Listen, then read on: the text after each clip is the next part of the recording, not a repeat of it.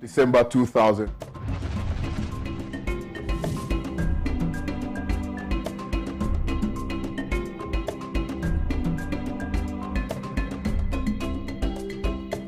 Right, so welcome to the Thursday edition of Good Morning Africa show. My name is Kwame Owusu. So this is the newspaper review segment where we delve deep into all the issues that we have chosen for our conversation this morning.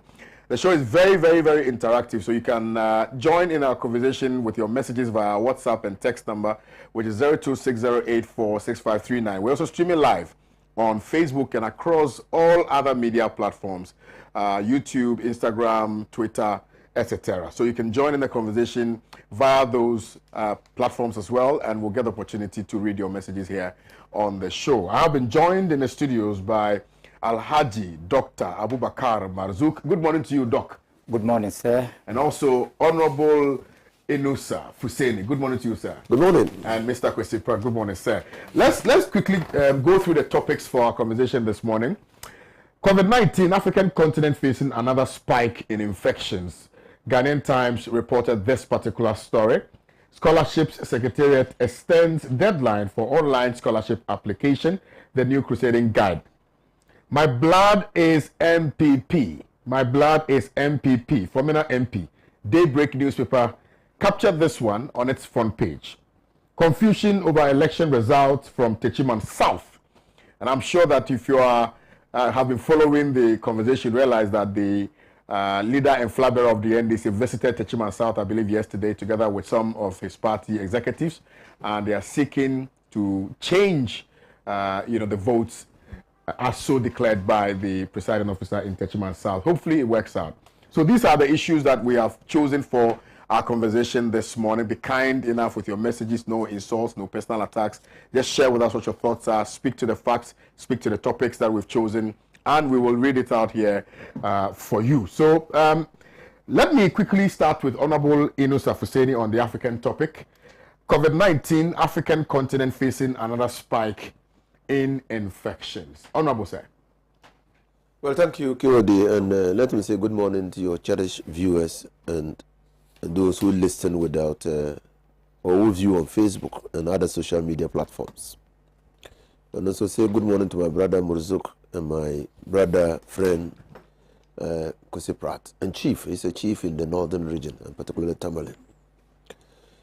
The COVID-19 is not gone yet, but they appear to be light at the end of the tunnel. The dark clouds are beginning to give way, and because we have found vaccines, we had said time and again on this platform that the fight against COVID-19 was not going to be successful until the discovery and production of vaccines to immunize people against the disease.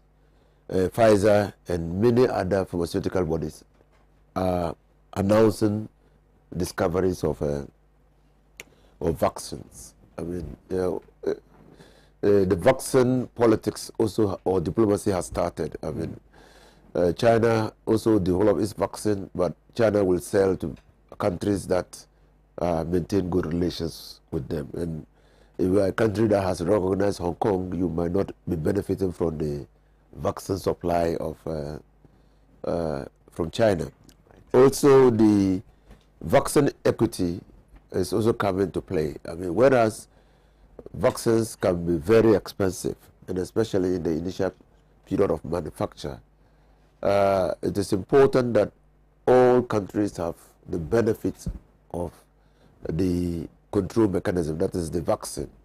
Developing countries might not, and poor countries might not be able to support the purchase or acquisition of the vaccines through their budgets. And so people are beginning to talk about vaccine equity, where there is a need for richer and developed countries to support poorer countries to obtain, buy the vaccines, obtain the vaccines where they can immunize their people against the pandemic. And I think that this is understandable and commendable. There's also the requirement from the African perspective of which countries or which people, when the vaccine comes, should be given the jab first. Is it the elderly or is it the young? Do we have to save the lives of the old, or do we have to save the life of those who are yet to reach the productive ages? That discussion, some have said, is immoral, because saving life is life, and no matter the stage of life of a person, if there's a need to protect that life, we should do.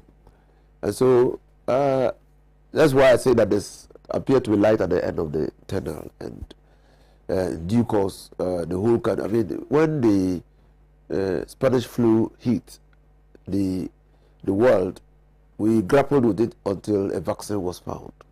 When chickenpox became a pandemic, when Ebola became a pandemic, we grappled. Pandemics are saying that the only way that you control it is when you find a vaccine to immunize the people against this onslaught.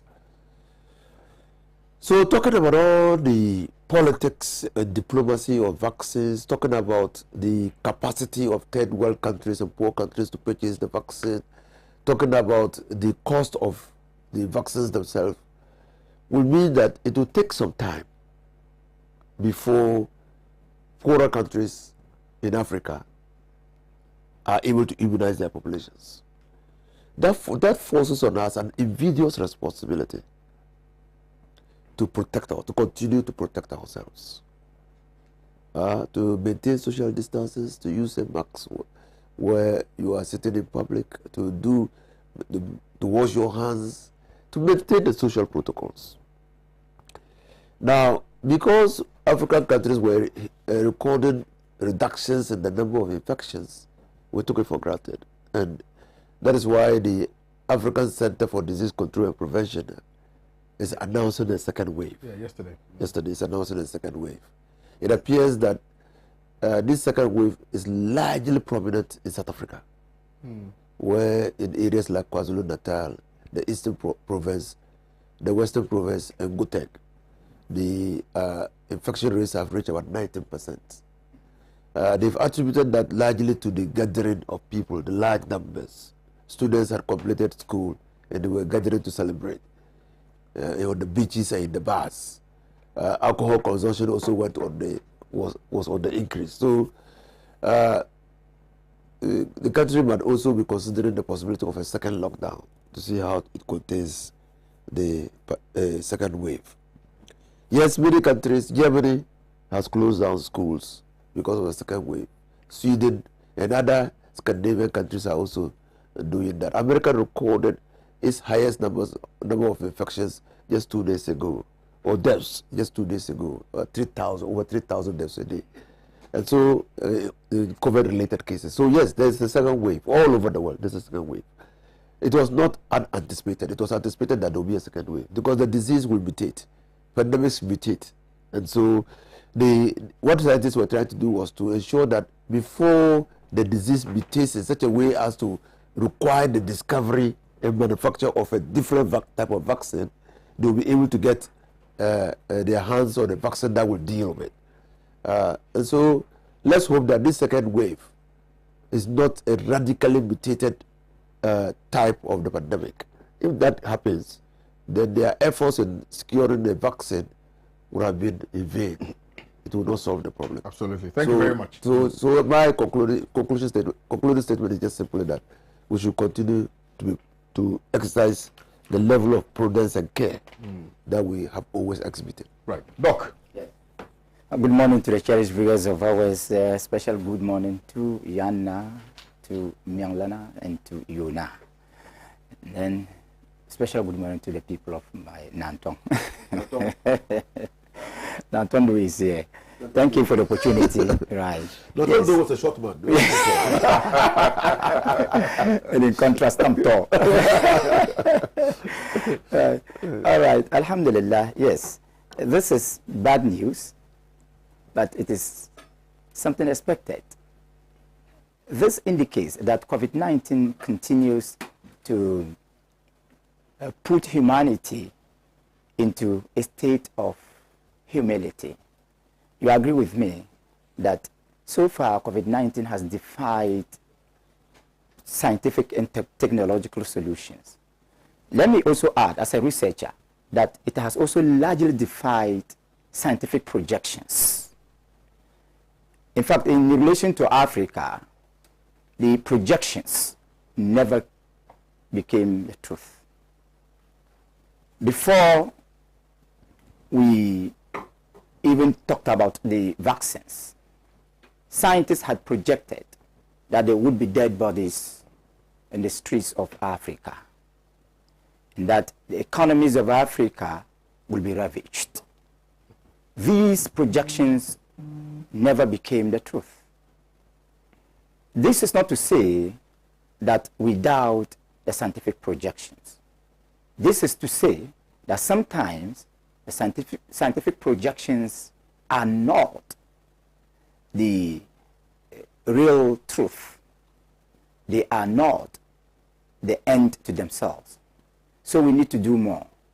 And once it is pandemic, something that is not known in the medical history, we need to try as much as possible to maximize our level of research and even the network of research. I believe that it will be wrong in terms of analysis to isolate Africa as the subject of discussion. Whatever we do in terms of the spike in Africa should be in relationship or in comparison to how the disease behaves on the continent, on other continents, Europe, America. So far, Africa is still the haven in terms of relationship, in terms of comparison. And therefore, it is still not bad, but it is a warning to all of us. I believe COVID-19 is an interdisciplinary issue, a multidimensional issue. It is not only a matter of public health, it is also a matter of public policy. No matter how you look at it, one word becomes common in all the fields, and that is public. It is a public policy. It is a matter of public health. It is a matter of politics which deals with the public. It is a matter of education which deals with the public. It is a matter of economics which deals with the public. And therefore, it is the public that will rise in defense of humanity against the ravages of COVID-19. I am urging African governments to ensure that mechanisms that will be rolled out in the fight against this pandemic will be inclusive enough so that the public will be given the opportunity to give its best.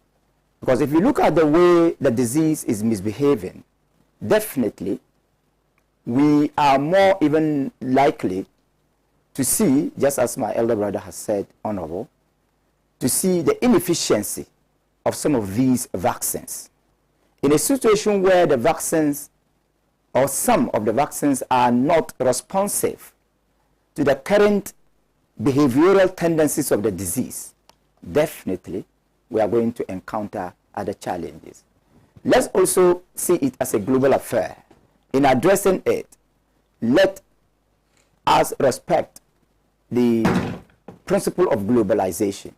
I believe if the whole world confronts it as a global issue, it will be better than to be left in the hands of various governments and individuals or institutions.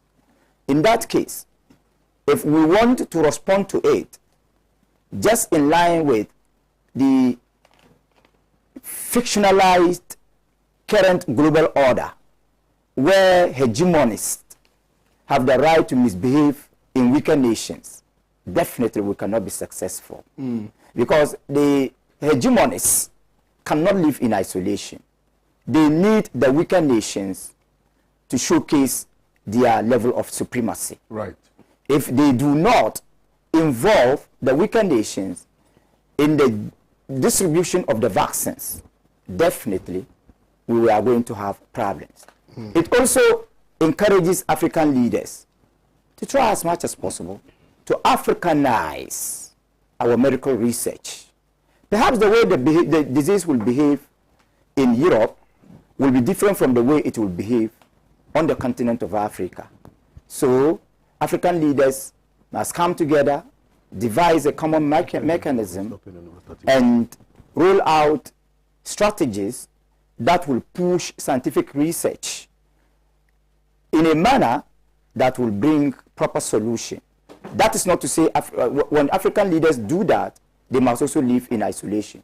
They should do that in consultation with leaders of the other continents. Right. I think if we are able to tackle it in a manner of globalism, it will be better than to do so in a manner of individualism. Thank you very much. Mr. Pratt. Well, there's nothing in the report which was not predicted. It is, however, strange that the authorities throughout the world failed to look at the scientific evidence and to listen to prudent advice. Even at the start of the outbreak, people looked at patterns of development when it came to pandemics. They looked at the flu pandemic and they looked at other pandemics and predicted that there was likely to be a second wave which would be far more severe than the first wave. So we knew this. I mean, the history of pandemics told us that we were going to get a second wave.